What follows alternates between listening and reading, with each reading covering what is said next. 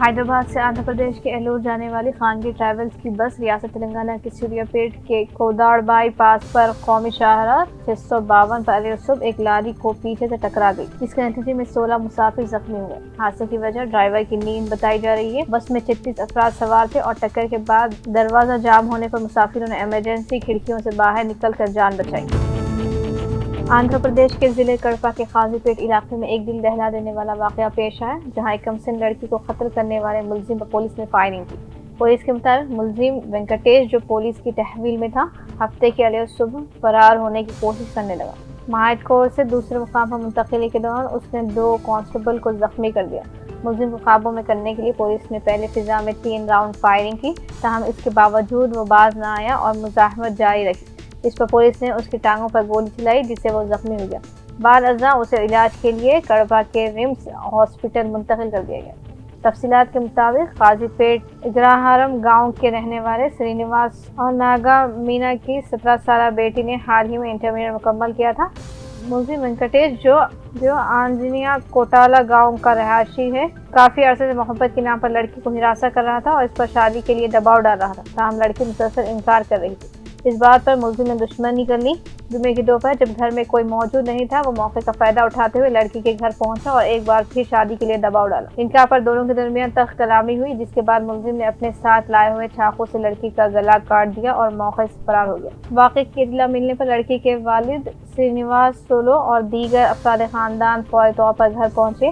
لڑکی خون میں لت پت نیم جان حالت میں پائی گئی، جسے والد نے اپنی باہوں میں اٹھا کر گاڑی تک پہنچایا اور اسپتال لے جانے کی کوشش کی۔ حادثے میں لڑکی نے آخری سانسوں کے دوران اپنے والد کے سامنے وینکٹیش اور پروین کے نام لیے، تاہم مزید کچھ بتانے سے پہلے ہی اس کی زبان بند ہو گئی۔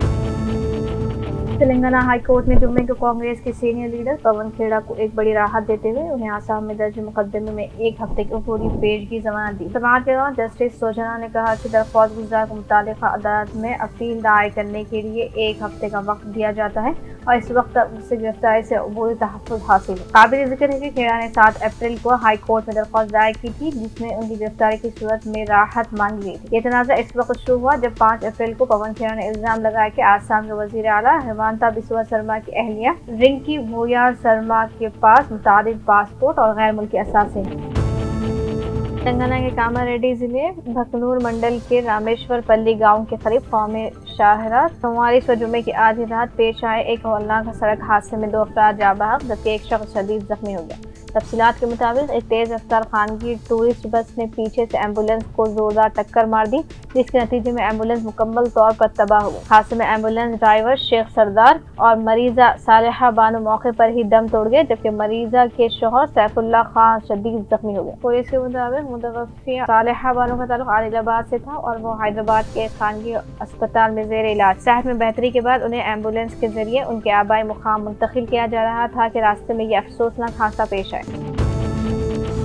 اسرائیل اور لبنان کے درمیان پہلی براہ راست بات چیت 14 اپریل کو واشنگٹن میں ہوگی۔ یہ اطلاع اسرائیلی میڈیا نے ہفتے کو دی۔ ٹائمز آف اسرائیل نے کہا کہ اسرائیل اور لبنان کے درمیان متوقع پہلی براہ راست بات چیت منگل کو واشنگٹن میں ہوگی۔ واشنگٹن میں لبنانی سفیر نادا حمادہ، واشنگٹن میں اسرائیلی سفیر یچیل لیٹر اور بیروت میں امریکی سفیر مشیل عیسیٰ کے درمیان جمعے کو فون پر گفتگو ہوئی، جو اسرائیلی اور لبنانی سفیروں کے درمیان پہلی گفتگو تھی۔ اسرائیلی وزیر اعظم نیتن یاہو نے اس ہفتے کے آغاز میں کہا تھا کہ اسرائیل جلد از جلد لبنان کے ساتھ براہ راست بات چیت کرے گا۔ اسی سے متعلق ایک اور پیش رفت میں ایرانی پارلیمنٹ کے اسپیکر باقر غالیباف کی قیادت میں ایک وفد جمعے کی رات اسلام آباد پہنچا تاکہ امریکہ کے ساتھ ہونے والی امن بات چیت سے قبل تیاری کرے۔ امریکی وفد پہلے ہی اسلام آباد پہنچ چکا ہے۔ اسلام آباد پہنچنے کے بعد مسٹر غالیباف نے کہا کہ ایران کو امریکہ پر بالکل بھی بھروسہ نہیں ہے، تاہم بات چیت کے لیے نیک نیتی موجود ہے۔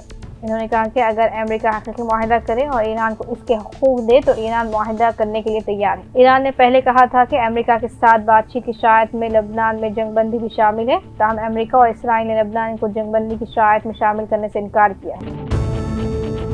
امریکی صدر ڈونلڈ ٹرمپ نے کہا کہ ایران کے ساتھ معاہدہ ہونے پر آبنائے ہرمز خود بخود کھل جائے گا۔ ساتھ ہی صدر ٹرمپ نے اعتماد ظاہر کیا کہ آبنائے ہرمز کسی بھی طرح سے جہازوں کے آمد و رفت کے لیے کھلا رہے گا۔ مسٹر ٹرمپ نے دہرایا کہ ایران کے ساتھ ایک اچھے معاہدے کا پہلا موضوع ایٹمی ہتھیاروں سے دستبرداری ہونا چاہیے، چاہے تہران نے بارہا یہ کہا ہو کہ اسے ایٹمی ہتھیار حاصل کرنے کی کوئی خواہش نہیں ہے۔